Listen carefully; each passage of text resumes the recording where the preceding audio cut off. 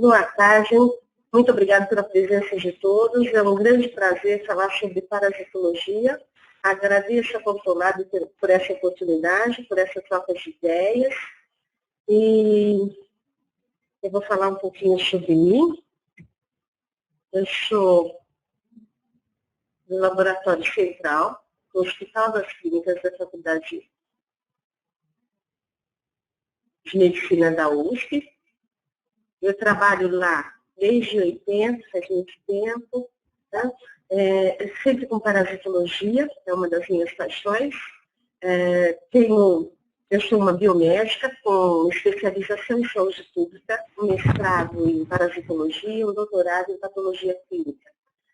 Além de ser encarregada dos serviços de parasitologia, biologista encarregada, eu trabalho também com o grupo do Sistema Integrado de Gestão da Qualidade e sou responsável, sou gestora do Plano de Gerenciamento de Resíduos de Serviço de Saúde. Falei para vocês, eu estou lá já há mais de 30 anos e, sendo São Paulo, estou na região sudeste. E é um grande prazer poder compartilhar essa tarde com vocês. Um pouquinho de parasitologia,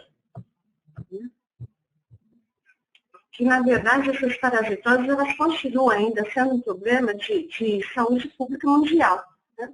E isso de tempos muito antigos, então não é uma coisa de agora, é antiga. O que muda, na verdade, são os parasitos, alguns emergentes, oportunistas e reemergentes. Lembrando sempre que esses parasitos, eles têm uma capacidade muito grande de adaptação e além de poderem apresentar uma resistência a tratamento, né, a antiomísticos e antiprotozoários. E o hospedeiro, tanto o homem como os animais, eles têm uma grande chance de se infectarem, porque eles são distribuídos em todas as dimensões do sistema do meio ambiente. E é claro que esse meio ambiente também é um outro fator bastante importante, porque ele propicia a disseminação desses parasitos. E lembrando sempre que, dentre esses parasitos, né, responsáveis por infecções em humanos, mais ou menos 60% deles são advindos de zoonoses, ou seja, o contato com animais ainda é um grande disseminador de infecções parasitárias. Nós temos ainda que lembrar que os parasitos, eles se disseminam de formas muito variadas. Muito variadas. Nós temos parasitas que se disseminam através de contato, né? Como é o caso do Cryptosporidum. A gente tem outros que se contaminam, que a gente consegue uma infecção através de ingestão de tecidos infectados, como, por exemplo, a teníase, que a gente consegue através da ingestão de carne de porco ou de boi. De filobótero, que a gente consegue através da ingestão de animais, né, de peixes contaminados, peixes crus, e também através de vetores, como, por exemplo, a malária. Então, nós temos diferentes formas de infecção, diferentes parasitas. A gente tem mais ou menos uma quantidade de mais ou menos 350 parasitas dentre os 1.400 patógenos responsáveis pelas doenças infecciosas no mundo. Então, a parasitologia, ela é de grande importância, né? E na década de 80, do século passado, claro, na década de 80, mas quase vira do HIV e da AIDS, tivemos o surgimento de algumas infecções que não ocorriam anteriormente, a não ser na área veterinária. E essas doenças causaram, em princípio, algumas mortes, são as conhecidas emergentes e oportunistas, né? Ou oportunistas. E é claro que com o diagnóstico, com a melhora do diagnóstico, a gente consegue aprimorar essa detecção. Então, a gente tem uma parasitologia muito ligada à morfologia e de uns tempos para cá, umas 2, 3 décadas, a gente tem já imunensaios e biologia molecular atuando de forma bastante avançada, né? Os parasitas, eles se dividem em 2 grandes grupos, que são os protozoários e metazoários. Os protozoários ligados a protozooses, a gente tem como representante as amebas de forma generalizada, o balantídeo, né? A geitameba fragilis, e os toxídeos, malária, criptosporídeo, ciclóspora, cistoisospora. Então, na verdade, o que a gente percebe é que existe uma grande quantidade de parasitas disseminados. E os metazoários, que se dividem em eumintos, e esses eumintos em nematóides e plateumintos, né? Os nematóides, os vermes cilíndricos, enquanto que os plateumintos, os vermes achatados, além dos artrópodes. Vale lembrar que todos têm uma disseminação bastante frequente, principalmente em países subdesenvolvidos, e que, como todas as doenças infecto-contagiosas, a parasitose está muito ligada aos ciclos de pobreza, né? E de falta de saneamento, de falta de comprometimento político, né? Então, isso tudo faz uma grande diferença nessa disseminação.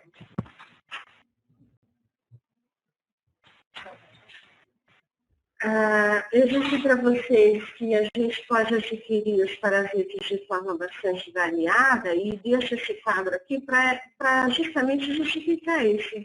Veja que a gente tem uma possibilidade muito grande de adquirir essa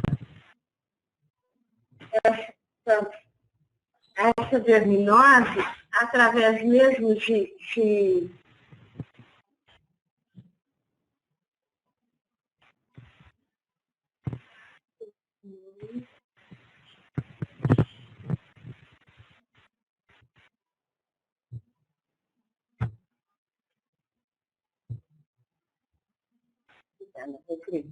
Mas um probleminha, desculpa de novo, vou me acalmar, vou chegar lá.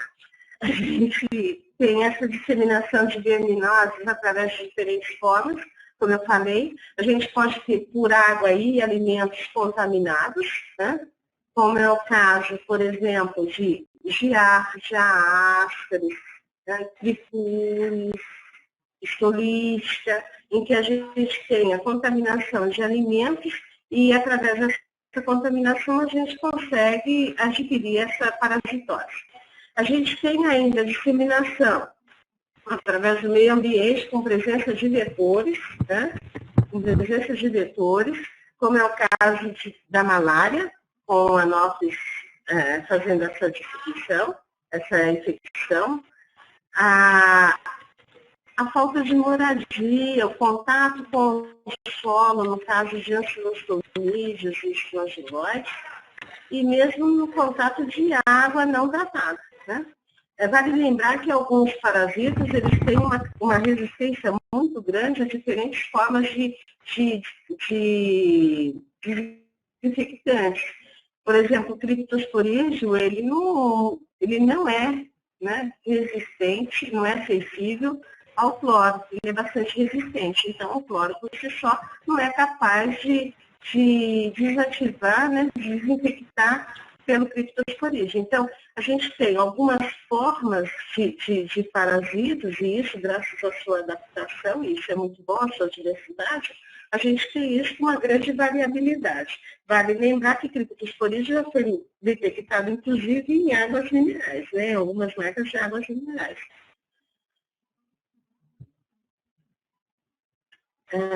Como a gente pode diagnosticar, então, esses parasitas, desde que haja sabendo que tem uma grande diversidade, diferentes formas de contaminação, diferentes meios em que podemos encontrá-los e diferentes formas de adquiri-los. Né? Então, começa pela clínica mesmo. Né? Então, o paciente apresentando qualquer sintomatologia gastrointestinal, seria de bom tom buscar um clínico. Né? E de acordo com as sintomatologias apresentadas, uma avaliação da epidemiologia que tem e o grupo de risco, né, se está ou não presente no grupo de risco, ele pode formular a sua hipótese diagnóstica. Né? Depois de formulada a sua hipótese diagnóstica, ele vai lançar mão de alguns exames complementares, que na verdade ele lança suas hipóteses e aí com os exames complementares ele pode estar fechando esse diagnóstico. Então, dentre esses exames complementares, a gente tem um hemograma, que pode acusar uma eosinofilia ou uma anemia ferropriva, como no caso do ancilostomígio. Pode usar ainda nessa mão de exames de imagem, como uma radiografia, em que pode ser detectada uma suboclusão por ascaris lubricoides, uma ecografia abdominal, em que a gente vai ter migração errática da ascaris também, uma endoscopia, em que a gente tem detecção de casos de amebíase, pode ser ainda uma colonoscopia, em que a gente vem, o caso, uma colonoscopia ou uma endoscopia, em que a gente pode ter, por exemplo, o caso da Anisac, né, em que ela simula até um CA gastrointestinal ou então uma apendicite aguda e que acaba sendo, na verdade, detectado, né, através do processo de cirurgia no final, ou mesmo através de uma radiologia. Falando em sintomatologia, né, no diagnóstico clínico, quando o médico junta a sintomatologia com a epidemiologia e seleciona um grupo de risco, a gente pode exemplificar, por exemplo, com o ancilóstoma canino. O ancilóstoma canino, por exemplo, ele dá uma dermatite subcutânea em que aparece muito parecido com as lesões, né, aplicadas pelo ancilóstoma brasiliensis. Lembrando, o ancilóstoma brasiliensis responsáveis pela larva migrans cutânea, né? E o ancilóstoma canino responsável pela larva migra cutânea, mas de uma forma principalmente ligada a uma enterite também. Então, assim, ele pode apresentar isso, pode apresentar uma enterite, e aí essa sintomatologia ligada à epidemiologia, ligada também ao grupo de risco, ou seja, ele está dentro desse grupo, ele caminha, ele tem cães, ele caminha em lugares que podem estar contaminados com essas larvas, leva a uma tendência muito grande a desconfiar dele. Né? Então, e o laboratório de parasitologia? Na verdade, o laboratório de parasitologia ele vem para dar um impulso a tudo isso. Lembrando que a função principal do laboratório é fazer a detecção desse parasito. Né? E para fazer a detecção desse parasito, é muito importante que ele tenha condições reais para que isso aconteça. É importante que tenhamos um resultado bastante eficaz e fidedigno. Né? Então, existem várias interferentes que podem ocorrer durante o processo e que acaba levando prejuízo a essa detecção. De uma forma geral, o que mais encontramos dentro do laboratório de parasitologia são amostras fecais. Essas amostras fecais é o grande carro-chefe dentro do material biológico. Né? E para fazer essa detecção de parasitos, o laboratório ele pode utilizar de métodos qualitativos, métodos quantitativos, colorações, imunoensaios e biologia molecular. De um modo geral, esses métodos qualitativos e quantitativos são todos muito antigos, são todos do século passado, né, com algumas alterações, mas muito poucas, assim como a maioria das colorações. Com o HIV, nós tivemos uma propulsão dos imunossaios, principalmente na detecção de antígenos, de parasitas, e a biologia molecular.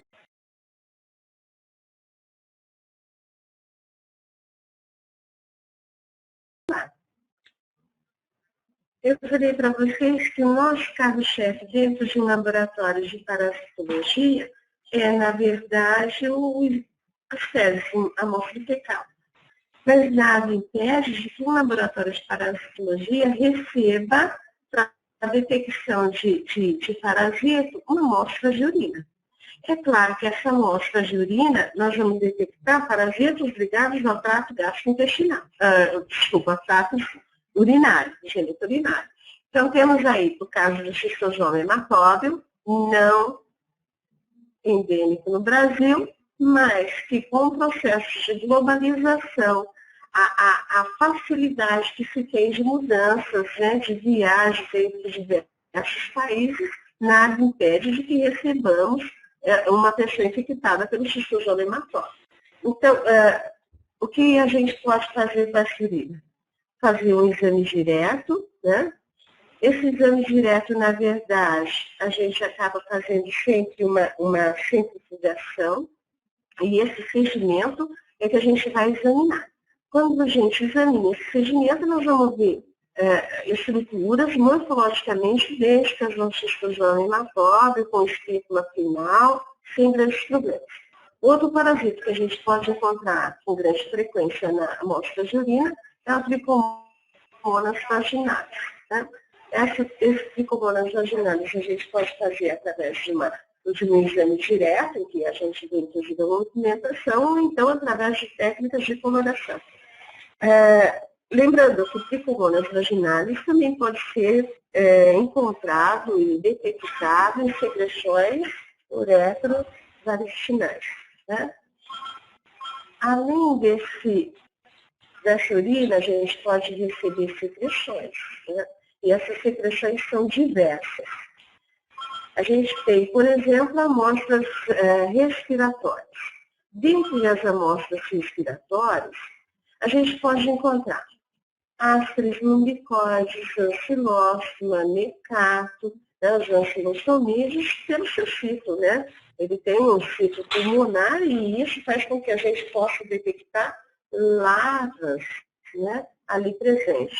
A mesma coisa acontece com os frangilóides.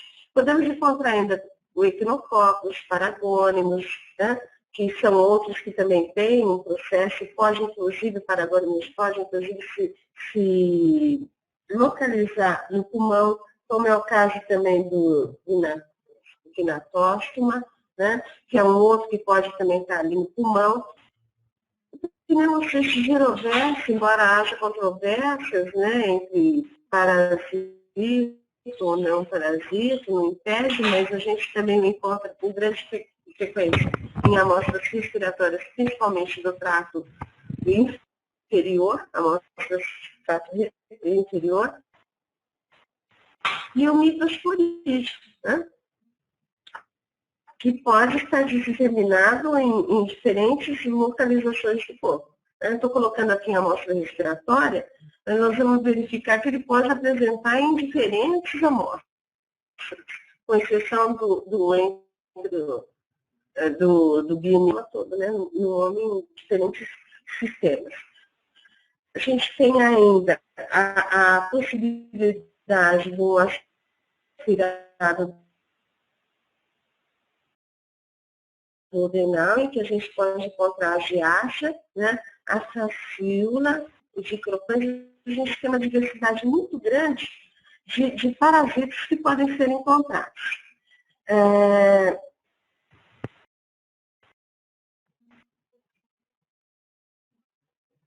A gente tem ainda secreções, como, por exemplo, do fígado, de baixo, o líquido, e aí a gente pode encontrar uma infinidade também de parasitas. Normalmente, o que a gente faz quando recebe essas secreções é sempre uma pequena gota, né, com uma pequena quantidade de solução salina, leva ao microscópio e observa.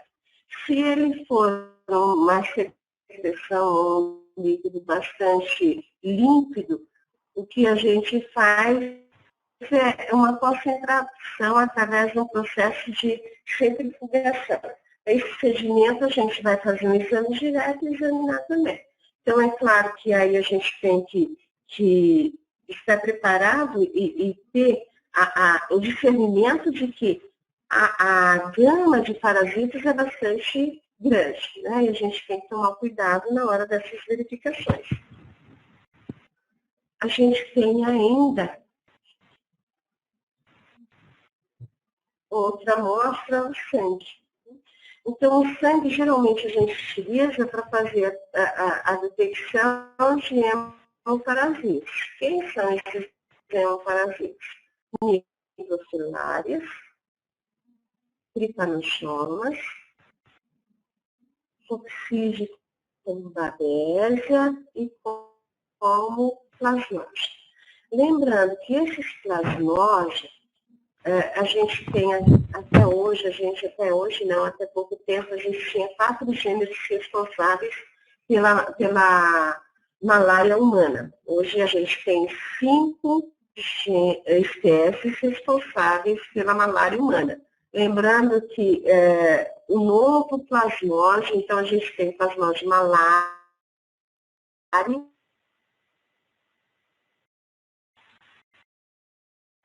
né, que a gente encontra no Brasil em pequena quantidade,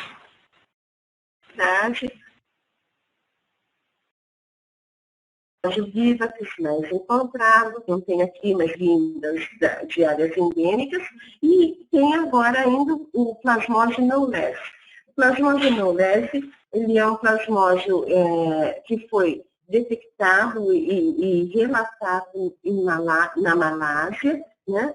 E como foi relatado? Eu falei para vocês que com o advento da AIDS, a gente teve um avanço no diagnóstico de parasitas. Eu vou contar porque é uma historinha boa de se ouvir. Então, com esse avanço no diagnóstico, o que antes a gente só trabalhava com morfologia, eu disse para vocês que começamos com imunossaios, que já existiam, principalmente serológicos, né, para detecção de anticorpos, em que a gente tem a detecção de anticorpos e a gente tem ali a certeza de que tivemos contato com o parasita e produzimos anticorpos, mas não nos dá certeza da infecção atual, né? A gente tem a detecção de antígenos através de ELISA, né? Imunocromatográficos. A gente tem também a biologia molecular, eu falei para vocês. E graças à biologia molecular, por detecção de DNA, amostras de 200 e poucos, é um dos trabalhos publicados sobre o imunológico, é que de 200 e poucas amostras, todas detectadas como malária, 28 mais ou menos eram nulles. De lâminas também, quase que 100% das lâminas detectadas como malária eram nulles. O que tem de interessante nesse nulles? Na verdade, esse plasmódio é um plasmódio de primatas, né? Um ciclo de 24 horas, desde a agressividade, portanto, quando presente, ele é tratado como um plasmódio falcíparo, e muito parecido com o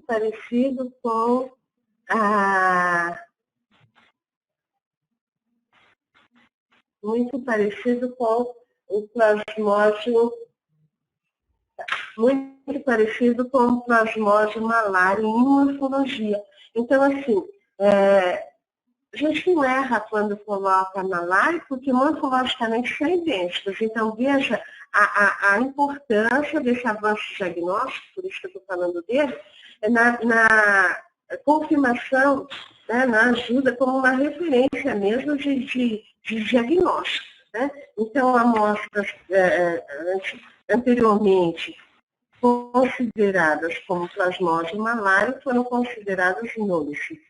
É bastante recente, a gente tem a CICEM-AFA já ciente disso, já pronta para esse diagnóstico, né? A gente tem ainda para detecção de amostras de parasitas no sangue, a gente pode lançar de diferentes metodologias. Uma das mais empregadas para plasmódio, principalmente plasmódio, babésia, é a gota-espessa. Por quê? Porque com uma pequena quantidade a gente concentra esse material, então a gente tem uma chance aumentada de encontrar esses parasitas mesmo numa parasitemia baixa, né? O esfregar fino, ele ainda é um bom parâmetro da morfologia, principalmente para quem não tem muito olho para plasmose, né? A gente tem o caso do creme leucocitário para a detecção de Trypanosoma cruzi, o quinose, método bastante antigo, em que a gente utiliza o formol a 100% para a detecção de metafilária e serologia, né? Além disso, tem imunocromatográficos, chamados testes rápidos, principalmente para plasmose falcífero, justamente pela malignidade que ele apresenta, né, pela grau de infectividade que tem.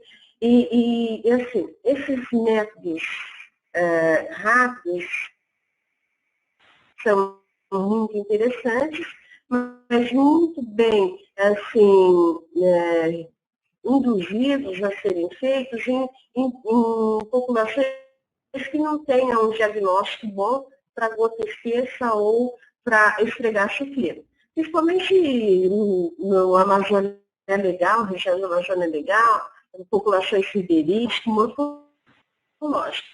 Lembrando que esse diagnóstico morfológico, ele é ainda o padrão ouro. Os testes imunocromatográficos comercializados, rápidos, eles são bons, né, na situação de emergência. Existem publicações em revistas assim, renomadas, em que foram testados vários imunocromatográficos e nenhum chega a uma sensibilidade e especificidade perfeita. Então, assim, sujeita a erros, né? E ainda continua sendo, principalmente a gota espessa, um dos métodos como padrão ouro, considerado padrão ouro. Além disso, podemos ter ainda biópsia, né? Principalmente quando o paciente entre cirurgia, às vezes acaba resultando em biópsia encaminhada para o laboratório.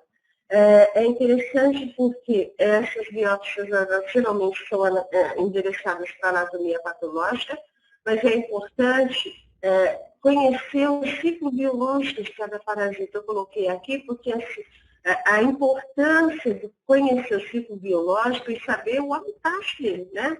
Qual a sua localização dentro do nosso corpo. Então, eu não posso, por exemplo, querer encontrar um xistosoma hematóide, por exemplo, no aparelho digestivo. Isso é em casos muito excepcionais, ainda não li nada sobre. Mas a adaptação de parasita é uma coisa anormal também, então pode ser até que venha a ocorrer. Mas é uma coisa mais difícil, né?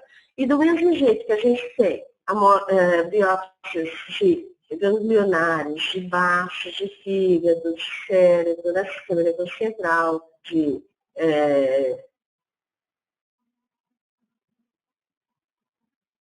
fecal, né?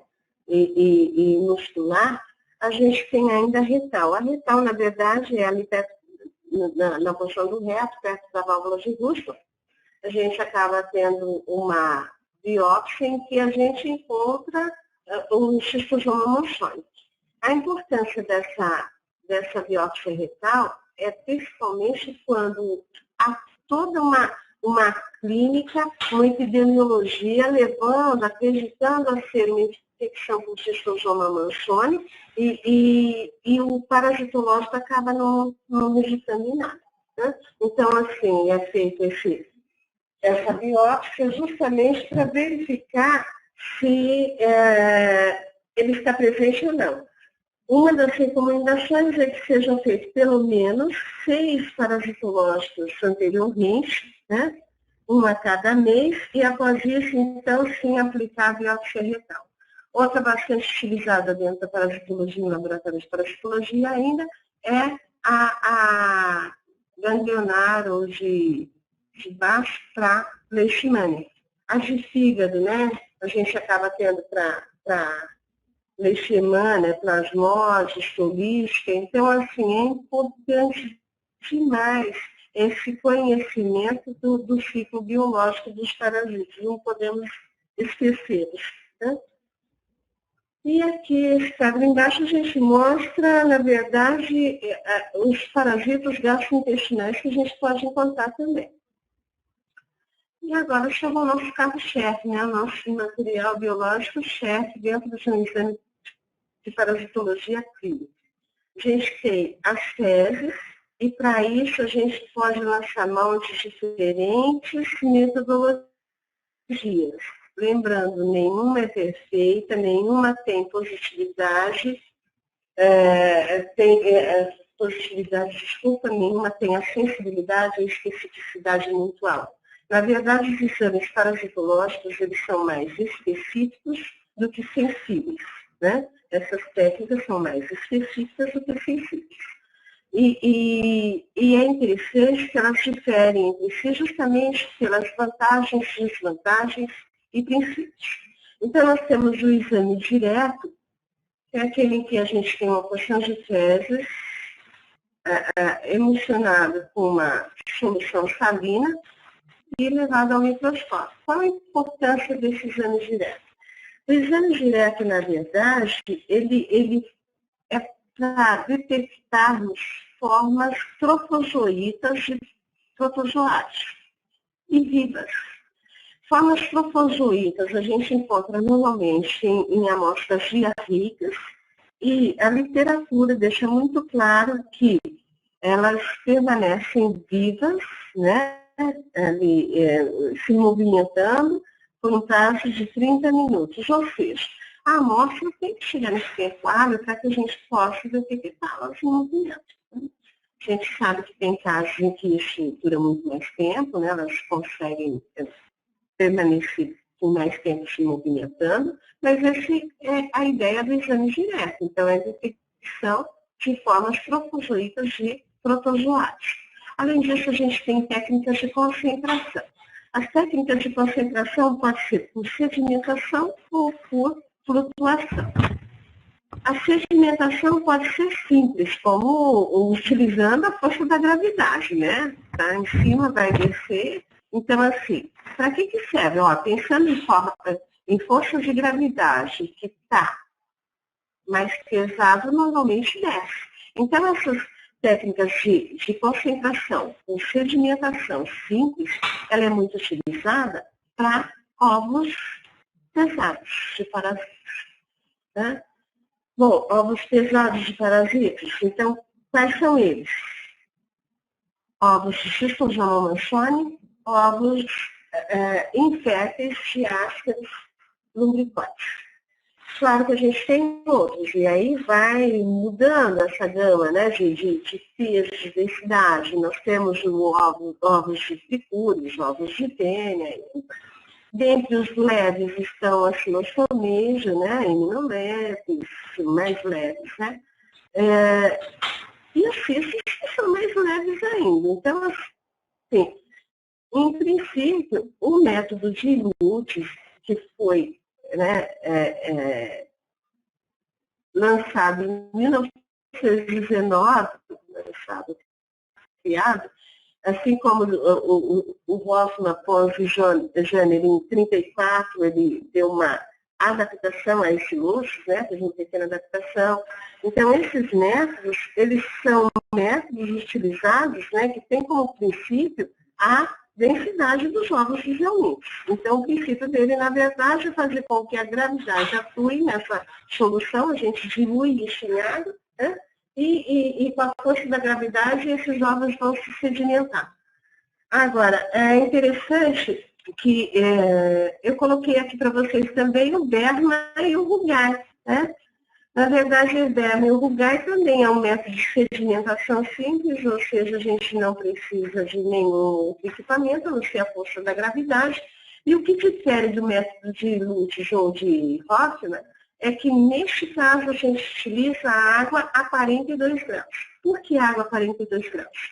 Porque a ideia deste método é justamente utilizar, né, lançar mão de uma qualidade, de uma característica que as lavas de homintos apresentam, principalmente lavas de frongiloides e lavas de ancilostomídeos.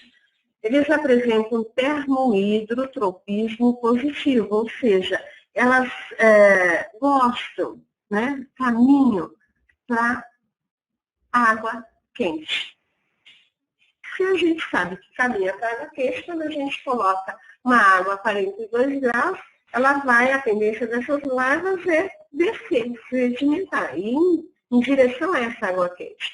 Então, assim, o Lutz e o Hoffmann, a gente demora de 2 a 24 horas, né? A gente tem essa faixa extensa para retirar o sedimento e examinar o microscópio. O Gai a gente pode estar, o Gai ou o Berma, a gente pode estar fazendo isso em 1 hora. Né? Então, a ideia do Gai ou do Berma é realmente detectar lavas de frongiloides, podendo também, claro, detectar lavas de ancilostomídeos. Se pode detectar as duas, importantíssimo diferenciar uma da outra, né? Lembrando que normalmente em material recém-emitido, o que a gente vai encontrar são lavas rabiditóides. E é importante fazer essa diferenciação. A sedimentação ainda pode ser feita através de centrifugação, né? E aí a gente tem um dos métodos bastante empregado, é o RISH ou o Formol-Éter. Esse método, ele sedimenta os ovos através de uma força centrífuga em que a gente coloca, primeiro, o material em contato com o formol. A ideia é, esse formol preserva o material. Material preservado é colocado em contato com éter ou acetato de etila, ou homogeneizado de uma forma bastante ativa, né, fortemente, e centrifugado. Ele forma 4 camadas, a primeira camada do éter, a segunda camada de debris e descarte, né, sujeira, e a terceira camada de formol e a última de sedimento, que é o que a gente vai colocar na lâmina, junto com os óleos examinados. O MIFIC e o BLEG, eles também se fundamentam nesse mesmo princípio, só que a amostra já vem com formol, né? E esse formol está onde? Está no presente no MIFIC, né? Que é um preservante, um preservativo que a gente tem para preservar amostras de teste. Então, esse MIF, ele já tem o formol, já tem o metionato, né? E o iodo. Então, ele já vem assim, são amostras que não precisam adicionar no bolo, já sai coragem. Tá? Uma outra técnica de concentração é por flutuação. Pode ser simples, em que a gente vai lançar mão de uma solução saturada de sal. Essa solução saturada de sal pode ser de cloreto de sódio, como, por exemplo, o Willis, lançado em 1921, em que a gente dilui a amostra com solução saturada de cloreto de sódio. Como a solução saturada ela é mais densa, ela fica embaixo, né? E ovos leves e cistos vão flutuar. Então, a gente tem essa flutuação. Pode ser através do método de Schetter, e aí a gente substitui o cloreto de sódio pelo açúcar, né? Pela sacarose. A gente tem ainda a concentração pela centrifugação, em que a gente tem a flutuação. É o mesmo princípio. Aqui a gente tem o método de Fausch, desde de 1939. Esse método ele utiliza uma solução de sulfato de zinco, uma densidade de 1,180 por gramas por centímetros cúbicos, ou então 33%, para quem não tem um decímetro. Essa 1180, essa densidade ela é generalizada, porque serve para a maioria dos ovos leves e cistos, mas lembrando que cada ovo tem sua densidade diferenciada, né? Mas a maioria fica nessa faixa de 1,180, 1,18 gramas. Então, é uma das densidades ótimas para esse estado. Além disso, a gente tem, quando a gente lança a mão então, desses métodos todos muito antigos, a gente acaba assim, puxa, então, agora está tudo bem, né? A gente sabe que a maioria dos laboratórios de parasitologia fazem o método de Hoffmann, né? E aí deixa mais tempo, alguns têm as suas modificações, mas a gente sabe que, eu vou repetir, o exame parasitológico ele é muito específico, mas não muito sensível. E a sua sensibilidade a gente consegue aumentar se a gente tiver uma interação de metodologias.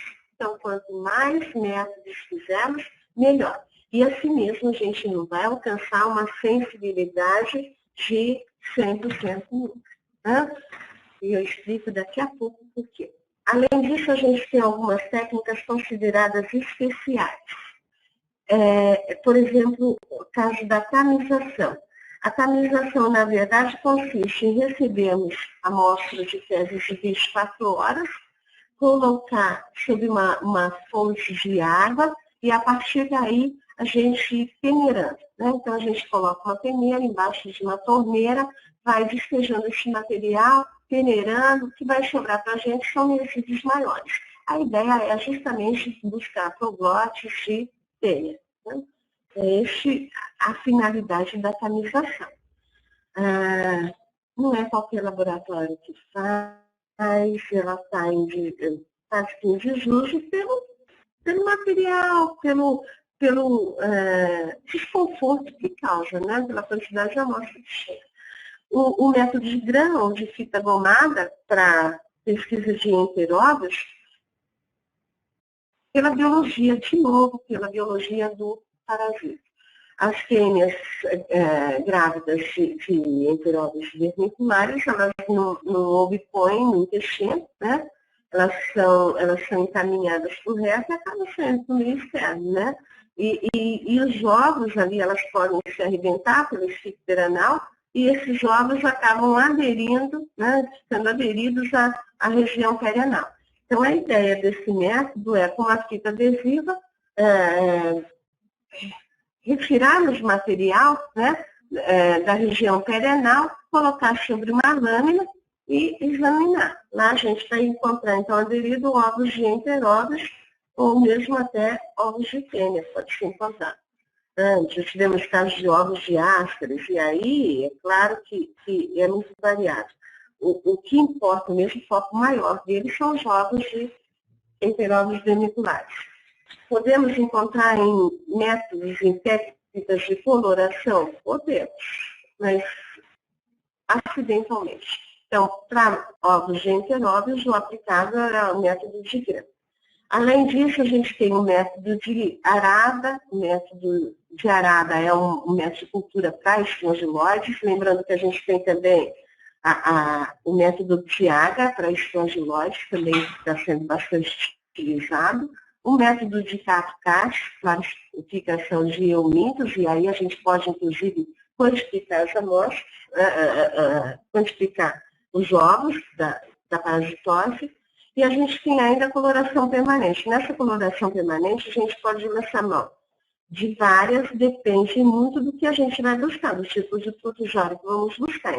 Então, assim, para protozoários de uma forma geral, principalmente intestinais, a gente pode lançar mão da hematoxilina térmica, que encontra em desuso justamente por conter mercúrio, né? Que é bastante tóxico e, com segurança e legalmente, não é muito bom, né, de bom tom utilizá-lo. E o tritômetro pode substituí-lo muito bem, sem grandes problemas, e a gente consegue distinguir muito bem os parasitas dos protozoários intestinais. A gente tem o quínion para coxídeos. Esse quínion, na verdade, nada mais é do que uma metodologia álcool-ácido resistente, derivada de um vinil sem afrio. Um vinil sem afrio. Então, qual a importância desse quínion? Na verdade, o quínion, ele, partindo do princípio que a gente tem a coloração de organismos álcool-ácido resistentes, né, através da toxina, de uma descoloração com álcool ácido, o que a gente busca, na verdade, são óxidos de criptosporídeo, então a gente que causa uma diarreia enorme, podendo ser fatal em imunossuprimidos, né? E que mede de 3 a 4 micras, né? Na verdade, de 4 a 6 micras, de 4 a 6 micras, então é muito pequenininho. Assim, eu tenho a sorte e o prazer de trabalhar com uma equipe que consegue detectar em métodos normais de técnicas de concentração. Mas não é fácil encontrar. Então, com a coloração, a gente consegue visualizar porque eles vão escorar em vermelho. Do mesmo jeito que vão escorar em vermelho também a ciclóspora caetanense, também responsável por diarreia explosiva. Essa ciclóspora difere do criptosporídeo em tamanho, principalmente, ela é o dobro do tamanho do criptosporídeo. A gente tem ainda a detecção de cistoisóspora, né? E de sarcocistos. Lembrando que sarcocistos a gente tem uma prevalência muito baixa, uma incidência muito baixa, porque a sintomatologia dele também é muito pequena, é muito curta. A sintomatologia de sarcocistos jovens é de 3 a 6 horas, podendo no máximo chegar a 36 horas. Bom, se é de 3 a 6 horas a sintomatologia, normalmente a pessoa que tem sarcocistose, ela acaba não procurando o clínico, porque a diarreia, embora aquosa e explosiva, ela é muito rápida, né? Que justifica, então, a sua baixa prevalência. Acaba falando muito, né? Então, esses oxídeos, a gente só vai conseguir ter certeza, né, e facilitar a sua detecção através da coloração de química. A coloração do cromotrópico, principalmente, e aqui a gente acaba utilizando uma coloração anterior de grande, pois a gente entra com o cromotrópico para pesquisa de microsporídeos. Lembrando que microsporídeos causam doenças gastrointestinais, o tamanho varia de 0,9 a 1,4 micras de comprimento. Ou seja, é uma lâmina bastante difícil mesmo quando corada. Então, a gente gasta uma média de 10 minutos por lâmina, não é muito fácil de ler. Mas a gente tem um bom resultado. Lembrando que padrão ouro para detecção de microsporídeo, microscópio eletrônico, biópsia, né? A gente entra com a exploração do Gran Cromotrópico, publicada pelo Hércules Moura, meu amigo, e PCR agora, né? Então, biologia molecular também. E a coloração de Leishman, que a gente pode buscar aí a presença de anginófilos, de leucócitos, de blastocitos. É uma coloração diagnóstica muito boa. Né?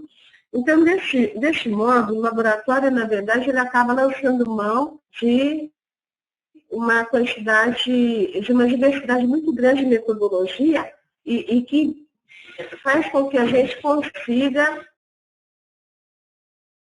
encontrar. Além desses exames tradicionais, a gente tem alguns kits comerciais utilizados com grande frequência em diversos laboratórios. Esses exames, eles têm, esses kits, né, eles têm a vantagem de trazer a amostra já preservada. Né?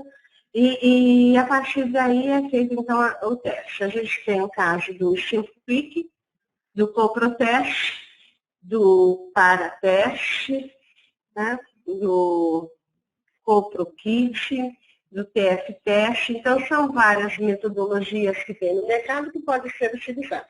O que difere? O TF-teste, na verdade, ele propõe a coleta múltipla, né? 3 amostras para que seja efetivado, processado. Então, assim, ele tem a vantagem de implicar numa coleta múltipla, que a gente sabe que aumenta muito a positividade. Além disso, existe a coloração de auramina rodamina, né, uma coloração fluorescente para alguns agentes etiológicos, como, por exemplo, o criptosporídeo, a giardia, tem imunofluorescência de anticorpos, a giardia e criptosporídeo, ELISA e imunocromatográfico. Então, assim, todos esses imunofluorescência para anticorpos, auramina, rodamina e ELISA ainda precisam de técnicos treinados. Imunocromatográfico é um teste rápido, não precisa de pessoas efetivamente de grande treinamento, né, para estar fazendo esse teste, e de fácil interpretação. É muito pouco trabalhoso, diferente dos exames parasitológicos gerais, né? E existe a biologia molecular. Este é um resultado de um PCR, não era em tempo real, nessa época que fiz, mas era para criptosporídeo, que a gente tem a perfeita identificação do parasito. E a vantagem da biologia molecular, principalmente PCR, principalmente se for em tempo real, é a capacidade que tem de diferenciar espécies, muito importante para criptosporídeo, muito importante para microsporídeo de tamanho, para diferenciação de diversas amebas, como, por exemplo, a histolística da dispa, que morfologicamente são idênticas. Né? Quando esses PCR agora, um exame sai por volta de $9,50, mais ou menos. Né? Há uns 3 anos atrás, saía por volta de quase $100, era $75, era muita coisa. Aqui é a nossa instituição de parasitologia, lá do Laboratório Central. Eu tive o prazer de trazer e agradeço a turma de lá. A gente tem aqui o método de Rugai, o método de Hoffman, o método de Fauci e o método de colorações, que a gente faz com um grupo muito bom de microscopistas, né? E essas colorações elas são feitas em bandejas e os resíduos todos descartados adequadamente. A gente tem coloração de tricrômio para a presença de trofozoídeos e de fícios de protozoários, de grande cromatógrafo para microsporídeo, Leishman aqui apresentando alguns elementos de blastocistos, o método de Kinnean para criptosporídeos, ciclóspora e ióspora. Lembrando que quanto mais a gente faz, quanto mais a tecnologia, aumenta a sensibilidade, a sensibilidade disso. É importante, dentro desse exame diagnóstico parasitológico, a indicação, orientação, interpretação existente, né, enviada pelo clínico. A confiabilidade desse clínico no laboratório e o tratamento prévio. Então, assim, ele tem que conhecer, participar, principalmente de epidemiologia, dos sintomas, né, do exame do paciente, formular as hipóteses diagnósticas, indicar o exame, orientar para este exame a coleta, todas as diretrizes pré-analíticas, a interpretação do exame, né, e fazer a correta interpretação. Para isso, ele tem uma confiabilidade no tratamento prévio. Agora, o paciente, ele quer, na verdade, um laboratório que lhe ofereça conforto, que tenha orientação e que disponibilize do exame solicitado. Tenha também a confiabilidade, né? Tem uma história. Ele tem que ter uma coleta, ele tem que fazer uma coleta preservar a amostra coletada e transportá-la adequadamente até o laboratório. Né? E um grande problema em relação ao exame parasitológico adquirido do paciente é cultural, ou seja, não é qualquer distúrbio gastrointestinal que o leva ao médico para resolver o seu problema. Então, acaba não solicitando, né? Ele vai no médico quando precisa. O médico, por sua vez, ele tem que realmente conhecer e pedir o exame adequado. E, além disso, a automedicação é um outro grande problema. Então, ele tem, às vezes, o paciente tem um distúrbio gastrointestinal e acaba se automedicando. Agora, o laboratório ele tem que contribuir para esse diagnóstico. E tem que ser um diagnóstico efetivo, eficaz, tem que ser bom.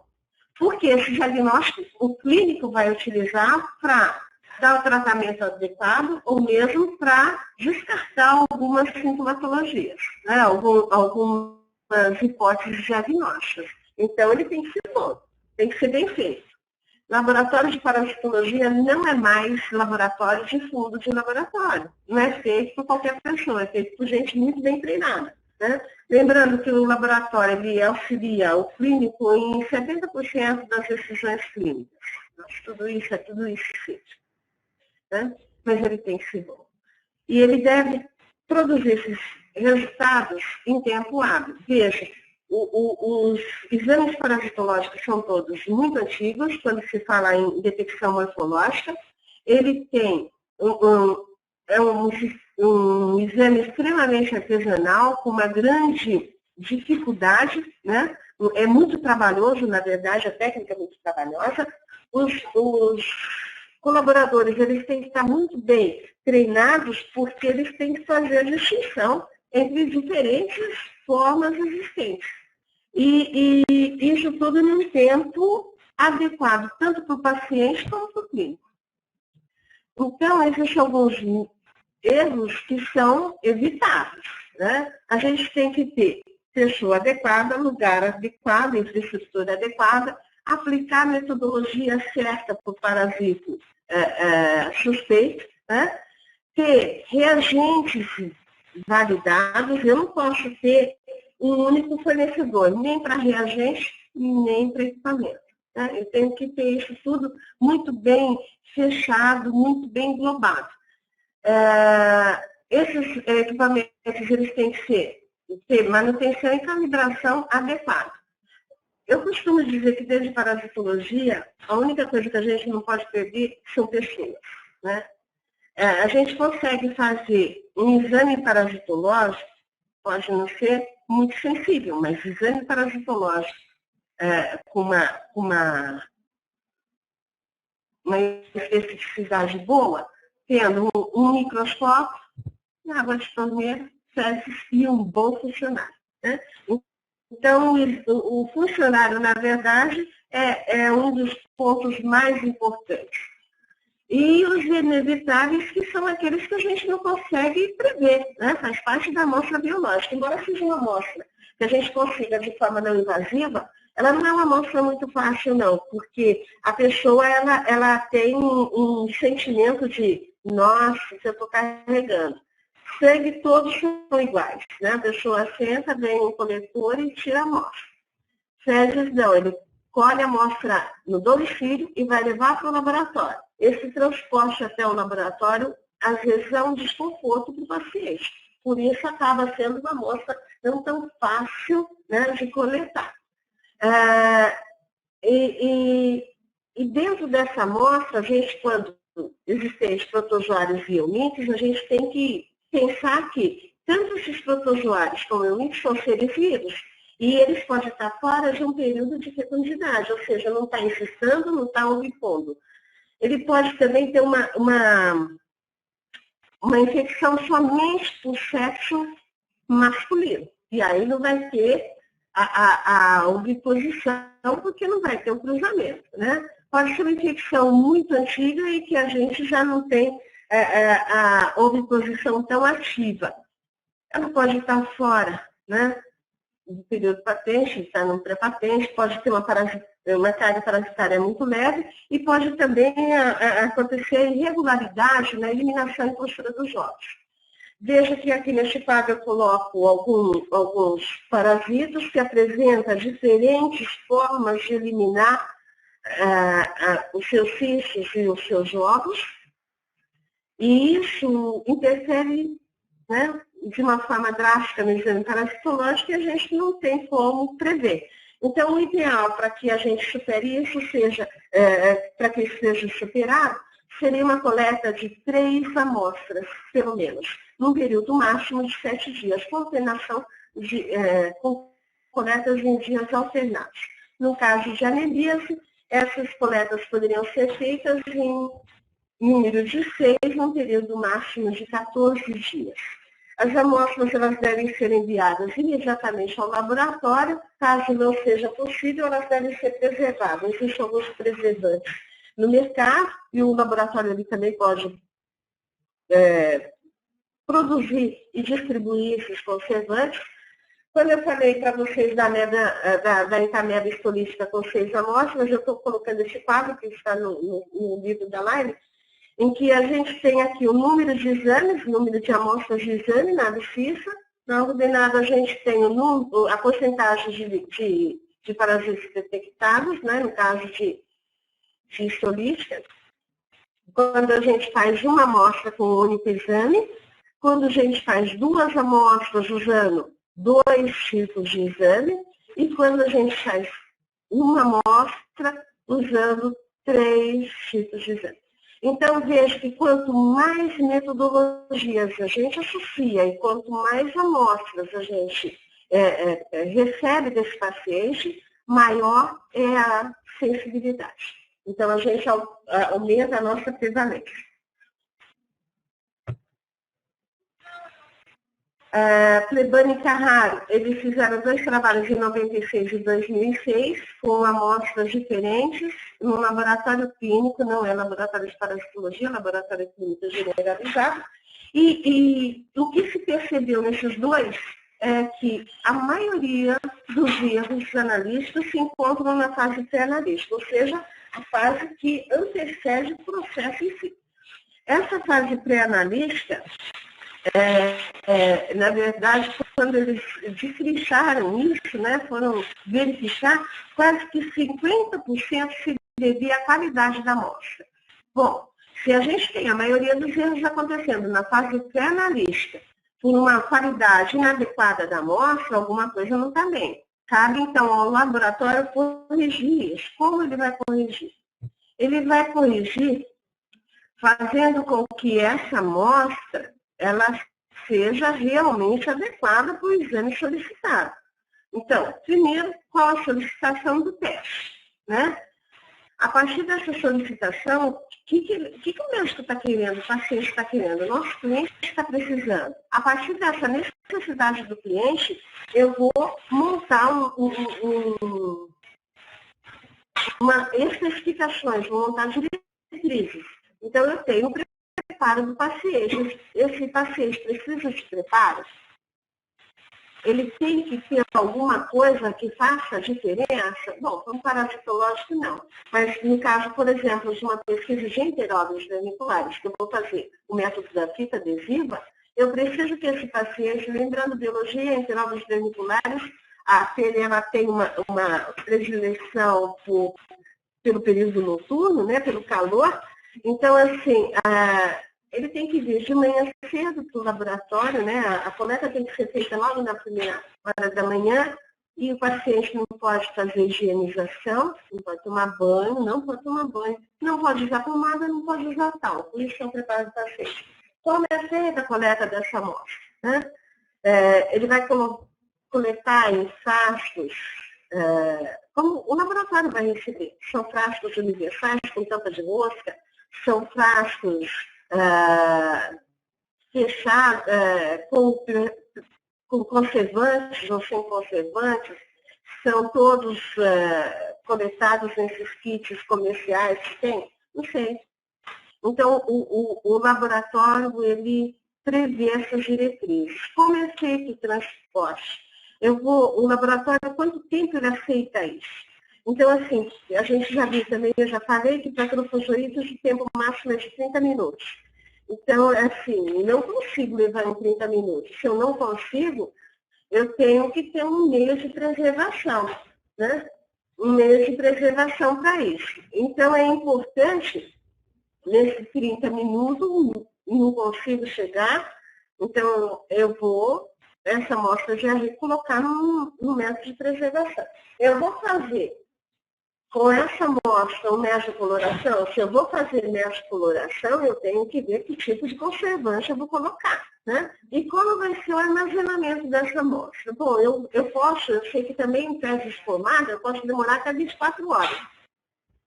12 horas, 24 horas, ela está ainda bem. Então, como que eu vou levar, armazenar essa amostra para chegar no laboratório? Ou seja, agora à noite, vou levar amanhã cedo. Como que eu faço isso? Então, isso no laboratório ele tem que estar pronto para responder e principalmente de forma escrita, né? Ele deve definir regras de atendimento. Então, assim, traga no laboratório. Tá, mas que hora que esse laboratório abre? Né? Que hora que ele fecha? Quais são? Se eu trouxer fora do coletor universal com tampa de rosca, vão me aceitar ou não, né, esse material? Então, o laboratório tem que deixar muito claro quais são as regras, né, para isso tudo. Tem que ter um manual de exames documentado e disponibilizado, principalmente para os clínicos. Né? Nesse exame, ele deve conter o preparo do paciente, instruções de coleta, como vai ser feita a identificação e transporte da amostra.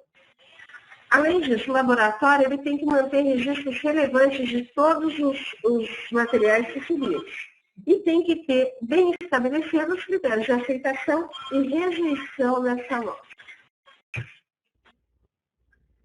A fase analítica. Na verdade, a fase analítica nós recebemos então amostras do jeito que a gente queria, nas condições adequadas, e vamos agora partir para o nosso processo.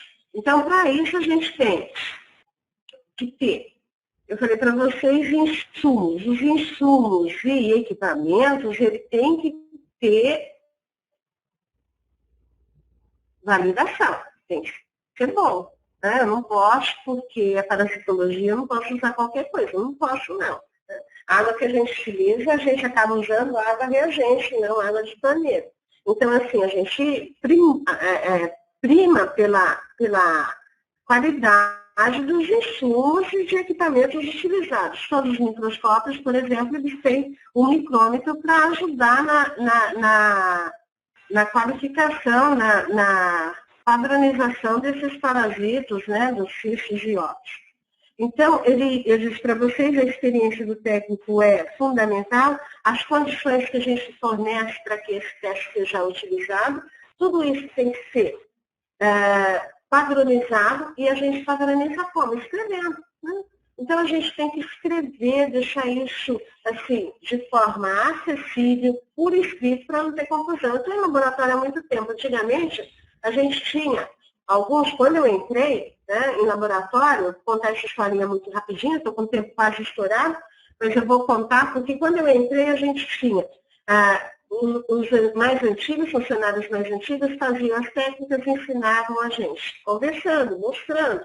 E sempre tinha um pulinho do gato, ou seja, quando o sujeito, né, aquele mais antigo não aparecia, alguma coisa seria errada, porque o pulinho do gato estava escondido. Então, assim, a ideia é não ter pulo do gato, é todo mundo saber e conseguir fazer ao mesmo tempo. Né? Eu tenho que ter isso muito bem disseminado, essas ideias. Né? Então, tudo tem que ser padronizado. Eu tenho que tomar cuidado, além de padronizar, eu tenho que atualizar isso. Então, eu tenho que tomar cuidado com essa atualização, pelo menos uma vez por ano. Mas também eu tenho que ter o costume de observar, de verificar, de monitorar esse processo. Por quê? Porque diante disso eu posso perceber a tempo qualquer pequena modificação que esteja ocorrendo. E se essa modificação for bem maravilhoso, a gente adequa e atualiza o procedimento com essa variação. Mas, caso contrário, a gente entra com treinamento e corrige essa falha. Então, é muito importante fazer, documentar e verificar tudo isso. Né? Lembrando que esse processo, na verdade, a gente vai ter uma amostra entrando e um resultado no final. Então, assim, essa disponibilização de resultados é muito importante. Ele pode ser um laboratório maravilhoso, mas ele não dispõe de resultados online. No mundo atual, é uma grande perda. Né? Então, assim, a não ser que seja uma cidade pequena, é diferente, mas em grandes centros, né, urbanos, a indisponibilização de resultado online é uma dificuldade para o laboratório. Então, acaba, às vezes, perdendo o cliente por não dispor disso. Né? Como que vai ser essa disponibilização? Isso eu estou falando em disponibilização real do exame. Mas ele vai ser por escrito, vai ser online, ele retrata tudo. Lembrando que esse resultado, esse laudo, gente, ele tem que conter tudo, ele tem que conter nome do paciente, registro, nome da metodologia utilizada, valor de referência, tipos de amostra recebida, quando foi recebida. Né? Então, lembrar de colocar todos os detalhes. Por quê? Porque o médico ele precisa disso, né, para fazer a sua interpretação. Então, assim, se a amostra estava adequada, se ela foi rejeitada porque rejeitada, se não foi rejeitada, mas não estava muito adequada, tem restrições devem ser colocadas. Né? Então, assim, eu não posso, por exemplo, vou dar um exemplo bem clássico, fazer uma pesquisa, aceitar uma pesquisa de rotavírus numa amostra formada. Né? Eu estou perdendo tempo fazendo o sujeito gastar o dinheiro e o médico vai ter um resultado de exame não fidedigno, porque na verdade ele pediu, mas o paciente esperou, passou, se tornou sólido e ele mandou para o laboratório. Eu não tenho mais por que fazer. Né? Então eu tenho que colocar como restrição que essa amostra estava formada, mesmo quando não preservada adequadamente, não congelada. Né? Então, se eu preciso de uma amostra refrigerada, eu tenho que colocar. Por exemplo, ele pede uma amostra, uma detecção de estomatologia. Para isso, eu vou fazer o Measure-Guide. Eu estou partindo, o Measure-Guide tem como princípio o termohidrotropismo que a larva apresenta. A larva apresenta por quê? Porque está viva. Se colocar esse material na geladeira, ela vai morrer, eu vou perder. Então, eu não preciso. Então, nesse caso, eu posso fazer até o lugar, mas tenho que dizer que a amostra estava refrigerada. Né? Então, esses cuidados a gente tem que ter com o paciente, com o final. Existem alguns erros que são ocasionais, e esses erros ocasionais são aqueles que a gente pode evitar. Contaminação de amostra, contaminação de pipeta, contaminação de microscópio, na hora de ler um exame em maior aumento, deu positivo e ele não diminui, ele não limpa essa objetiva, passa para outra lâmina, né? Vai colocar o Lugol, esse Lugol entra em contato com o material e aí dá positividade, ele tinha um ascaris, esse ascaris já vai aparecer em vários outros exames. A seleção incorreta do material biológico, o preparo do corante com os reagentes adequados, validados. Esses reagentes têm que ser armazenados em locais, né, de forma adequada. Por exemplo, o corante ele não pode ser armazenado num frasco claro e iluminado, né, num lugar iluminado. O descuido também na monitorização dos tempos estendidos em processo. Então, se é uma técnica de coloração, então lá marcado 1 minuto, é 1 minuto, né? Eu não posso falar, é 1 minuto, mas se eu deixar 10 está bom. Não está bom, não. Né? A gente tem diferença nisso. Os esfregaços inadequados, a precipitação de corante, transcrição. Então, a gente tem assim, vários pontos, eu coloquei alguns, e que a gente tem que tomar cuidado, né? Que são erros ocasionais e que não deviam acontecer. E que não deviam, mas acontece, tanto acontece que a Anvisa ela permite que seja de 1 a cada 10, enquanto que a CLFI permite que seja 1 a cada 20 ou 3 a cada 30. Né? Os erros sistemáticos, que são aqueles que sempre acontecem, são pontuais e a gente acaba amanhã tentando resolver e não consegue, que são equipamentos de baixa qualidade, sem manutenção, sem calibração, insumos ruins, aquele resto que sobrou do laboratório de bioquímica, vai lá para parasita, mata, vai para... Não é isso, né? O único fornecedor, a hora que ele sai do mercado, nós ficamos sem insumo, ficamos sem equipamento.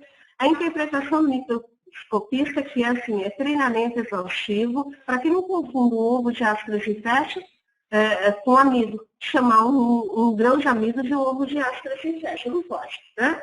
Uma carga excessiva de trabalho, então assim, lembrando, é artesanal, extremamente cansativo, extremamente trabalhoso e essa carga ela tem que ter o máximo, né? A gente tem que levar em conta o número de exames, quanto tempo gasta em cada metodologia, fazer um cálculo para dar um número certo de exames para o funcionário.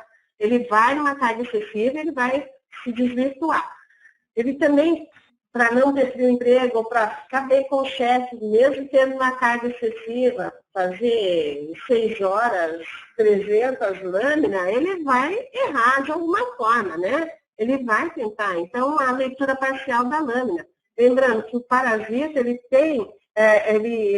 elimina as formas, né, de forma intermitente, diferenciada. Quer dizer, se a gente tiver uma baixa eliminação, se a gente encontrar um cisto de giardia, ele está com giardia. Então, para mim, já está apontando. Agora, se eu não leio a lâmina inteira, acaba me enxergando, né? A falta de motivação, né, traz parasitologia mais para perto, problemas de metodologia, infraestrutura. Então, na verdade, são vários os componentes que a gente pode abolir também. Na qualidade, as verdadeiras causas a gente geralmente não encontra, né? Quais são, quem vê, quem gere, tem que enxergar, porque são minuciosas, mas são importantíssimas. E aí a gente tem a amostra entrando, tem os materiais que a gente utiliza, é mais ou menos um resumo do que a gente falou no outro slide passado, e que o Marshall ele publicou. Na verdade, assim, a gente tem que ter bons materiais, validados, de fornecedores qualificados, os equipamentos eles também têm que ser bons, tem que ter manutenção, tem que estar operando em condições de infraestrutura adequada, né?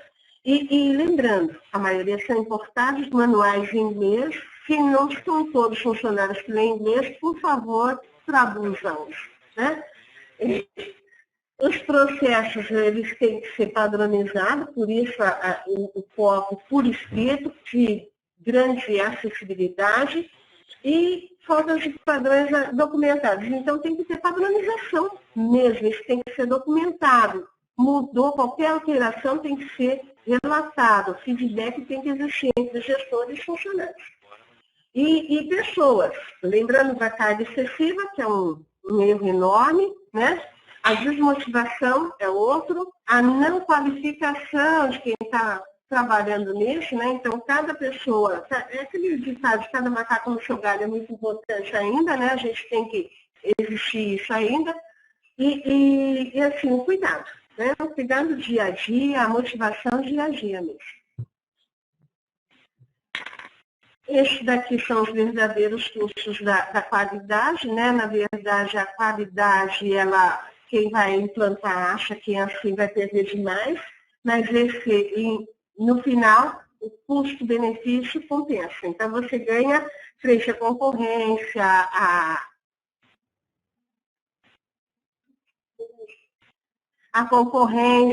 a liberdade, né, de poder utilizar e assim, a consciência tranquila mesmo, né, deitar e ficar de bem com a vida. Eu vou jogar controle de qualidade, na verdade, é um requisito legal, a gente tem que ter. Veja que a maioria dos laboratórios não tem controle de qualidade interno, são poucos os que participam de controle de qualidade externo, então isso é uma obrigatoriedade, né? Então, a RDC 302 de 2005 obriga que a gente tenha isso. É um diferencial frente à concorrência. Para credenciar junto às seguradoras de saúde, ele é fundamental, né? Tem que ter controle de qualidade exercido e é um pré-requisito de acreditações e licitações. O sistema da qualidade, na verdade, ele tem que partir de princípios práticos. Ou seja, o laboratório precisa fazer o exame certo para o paciente certo, né? E para fazer esse exame certo para o paciente certo, ele tem que utilizar procedimentos certos. Então, na verdade, os procedimentos certos é que vai dar as especificações de qualidade e eficiência de cada laboratório. A partir daí, a gente tem um programa de controle de qualidade externo e interno, porque são obrigatórios, em todas as fases do processo, ou seja, nas fases pré-analítica, analítica e pós-analítica. Mas de ponta a ponta, não. O gestor, ele garante quais são os pontos cruciais da fase analítica, pré-analítica e pós-analítica. É ele que vai premeditar isso. Quais são as metas a serem alcançadas e, depois de alcançadas, avaliar os resultados e a sua eficácia. Então, na verdade, acaba sendo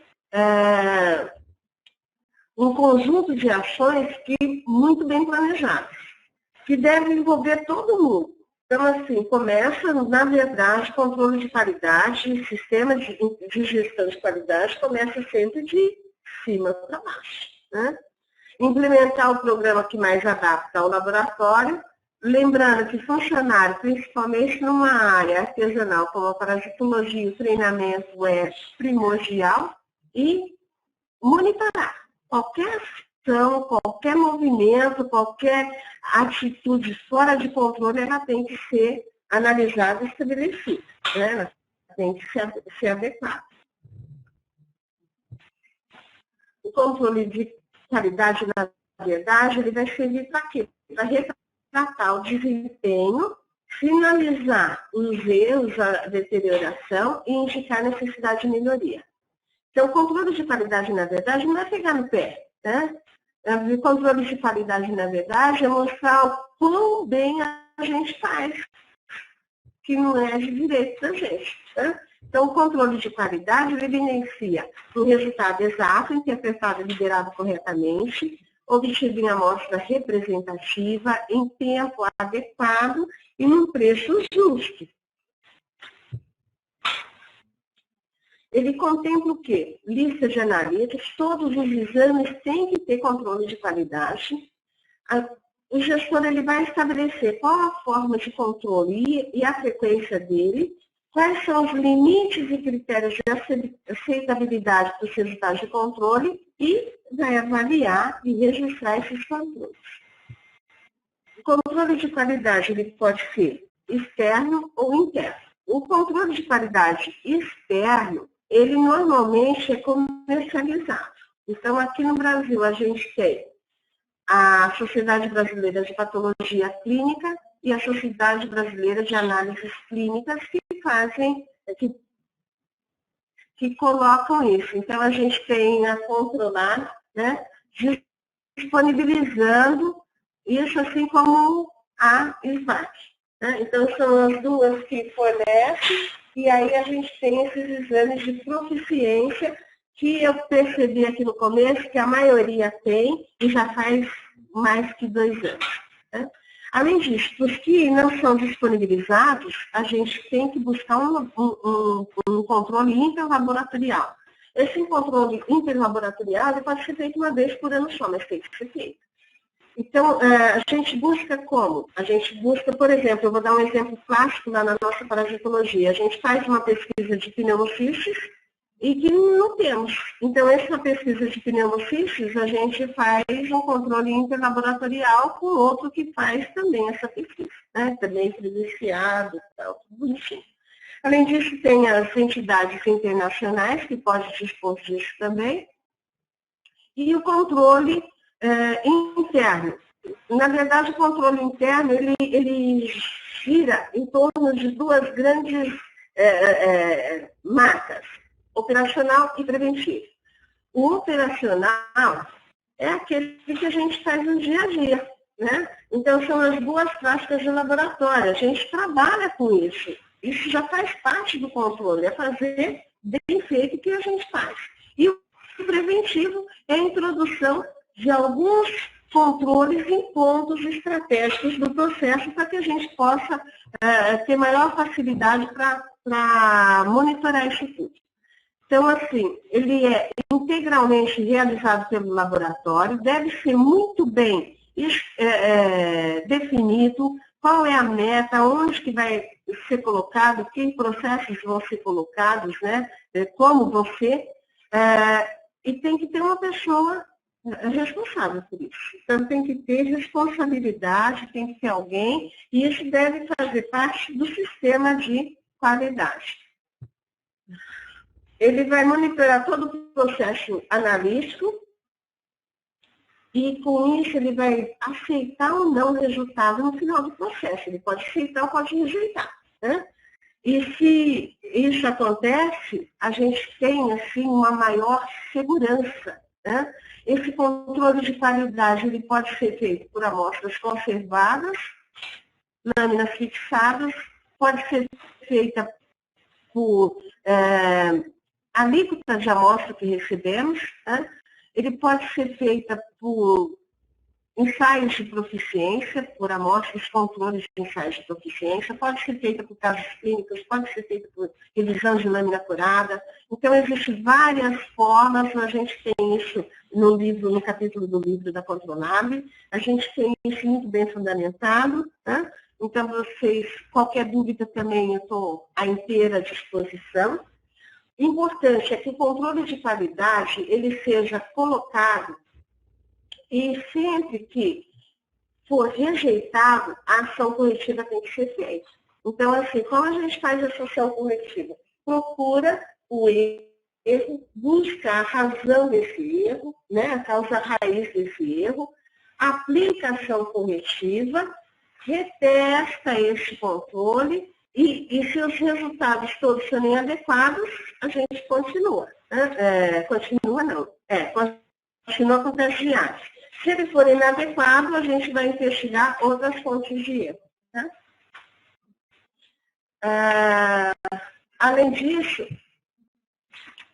o controle de qualidade externa, que a gente já participa, também está bem especificado lá. Eu quis falar mais do processo. A gente tem alguns comerciais nacionais e internacionais, né? Todos eles a gente sabe como trabalha. Este é o laboratório que eu trabalho. Nosso sistema da qualidade, como funciona, a gente tem sempre um coordenador e cada área tem o seu multiplicador.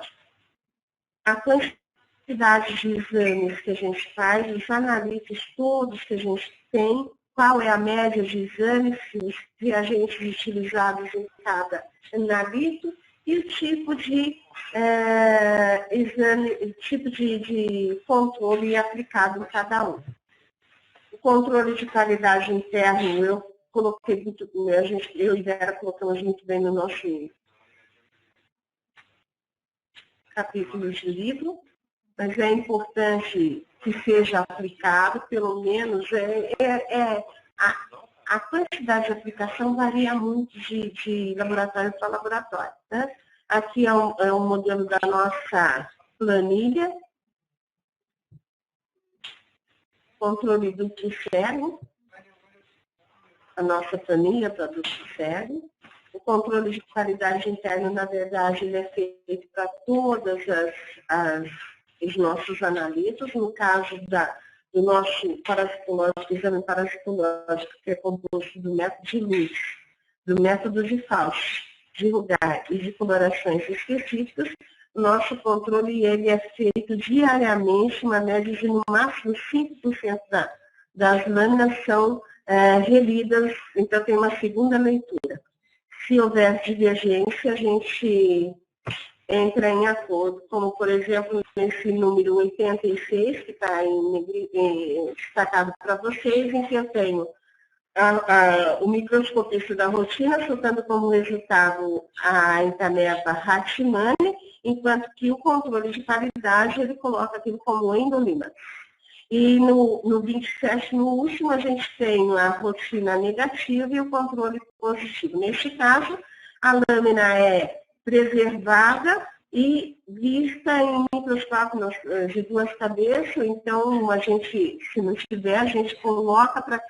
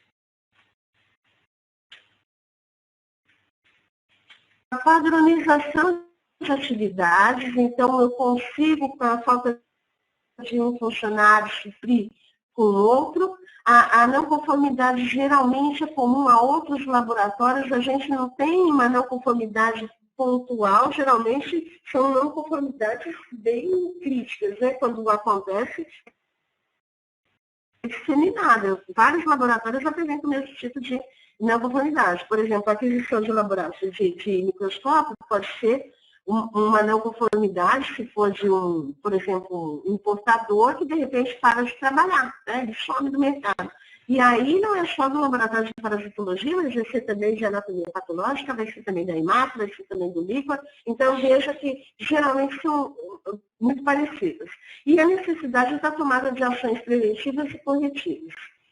Muito obrigada, muito obrigada.